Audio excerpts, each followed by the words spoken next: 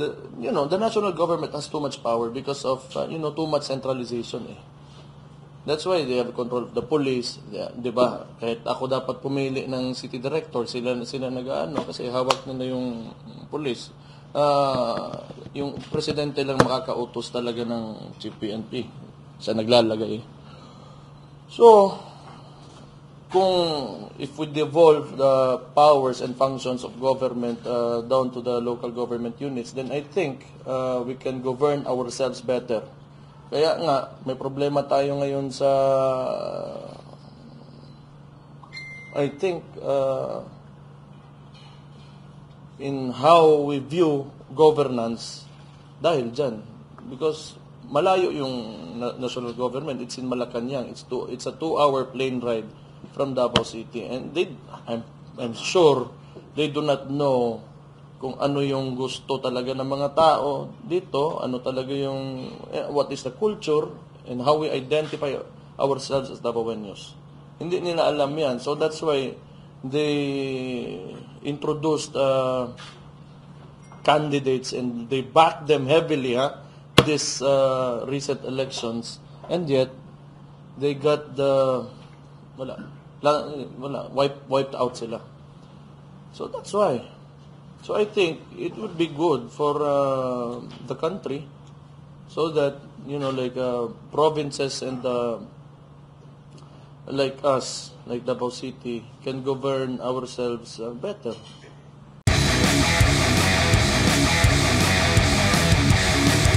Kabalo kung unsa gid ang buhaton kay ang administration karon is clearly against us, so it's up to them. They have the power and influence to manipulate things, allow or not allow things. So naana na sila. So if they will not honor ang gusto ng mga Davaoenyo, that's up to them. You as taking over as acting mayor, allowed ka magkuan? For example, kani mga JOs, kani mga kuan? I think so.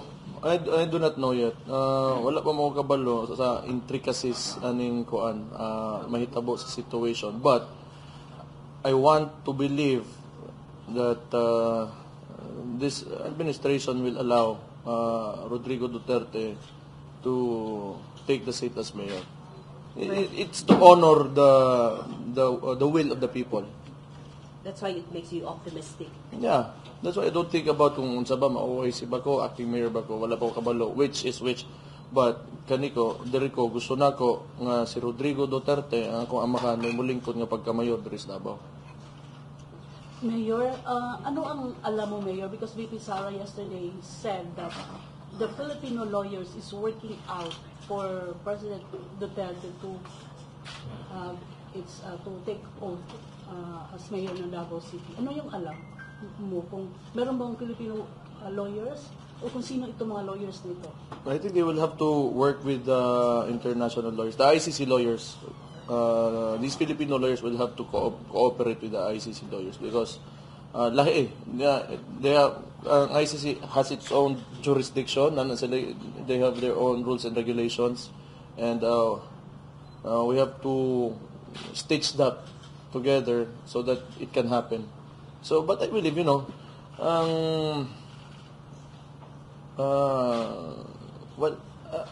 one government, usa ka gobyerno, if it alam niyo yung istorya na kung gusto may paraan, kung ayaw may dahilan. Ana ra gyud na. Pero ba'y nagtatrabaho talaga, Mayor, para makatulong? Yes, of course. I believe so. We are working on it. I think the Vice President is working on it. But I cannot answer those questions because my main focus is Davao City. So mo na ako ako'y nabilin eh. Mayor, kanina si Colonel Kamarantan had his exit call at Davao City Council. He said na naghahanap siya ng time para magkita kayo. Yes, nagkita man ganyan. In fact, earlier today. Okay man. Actually, I'm not surprised kung what transpired during the elections. because, as I stated earlier, the administration is against us. This is very clear, no? Bago rin ganit tinubagay anak nila. But I think ang mga when Marantano was here, if he's still here, he did okay. He did everything that he could to be fair. So I wish him luck in his career, and more power to him. So, yung replacement niya, may hand ka pa ba doon? That's impossible. They will never allow it. Kung maalala nyo, last year, they changed 3 city directors in 2 days without my consultation. And under the law, the city mayor should, be allowed to choose kung sino yung city director niya. And probably that won't happen. Like I said, that is because of politics. And this administration is against our family name. Meron siyang shortlist recommended na 3 tao. I am not expecting it. Pero pinakita niya sa inyo. No. Wala. So, let them do whatever they want. At least, kita naman ng mga taga Davao, through the elections of what is happening here.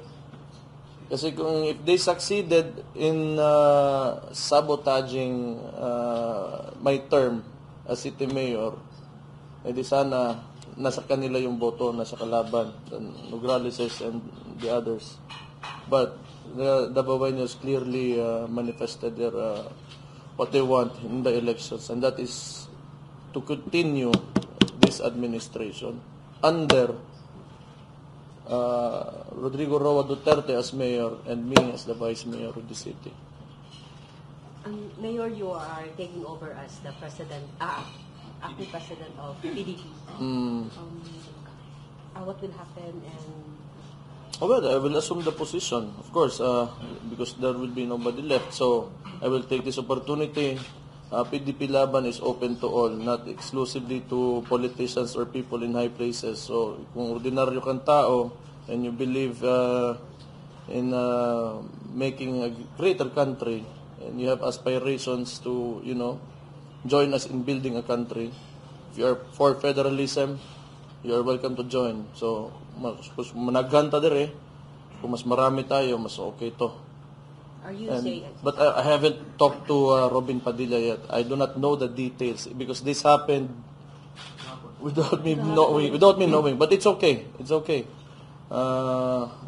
Yeah. Wala nang problema with Senator Robin Padilla? I don't think so. We're very good friends. In fact, kung saan man siya, kung ano man desisyon niya sa kanyang politika, nandyan ako. Because 2016, magkasama kami sa Hong Kong and he supported the presidency of my father. So, I will always be loyal to Robin Padilla. And I will go wherever he goes and I will always support him. Mayor, going back to you've mentioned federalism. Can you say that the PDP is working on it? It's one of PDP's thrust, actually, but not really that alone. But I'd like to give emphasis to this. Kasi ngayon, that is why all of this is happening. Kaya the national government has too much power because of too much centralization. That's why they have control of the police, 'di ba? Kahit ako dapat pumili ng city director, sila nag-aano kasi hawak nila yung police. Yung presidente lang makakautos talaga ng chief PNP. Siya naglalagay. So, if we devolve the powers and functions of government down to the local government units, then I think we can govern ourselves better. Kaya nga, may problema tayo ngayon sa, I think, in how we view governance dahil dyan. Because malayo yung national government. It's in Malacanang. It's a 2-hour plane ride from Davao City. And I'm sure they do not know kung ano yung gusto talaga ng mga tao dito, ano talaga yung, what is the culture, and how we identify ourselves as Davaoenos. Hindi nila alam yan. So that's why they introduced candidates and they backed them heavily this recent elections, and yet they got wiped out sila. So that's why. So I think it would be good for the country, so that provinces and like us, like Davao City, can govern ourselves better.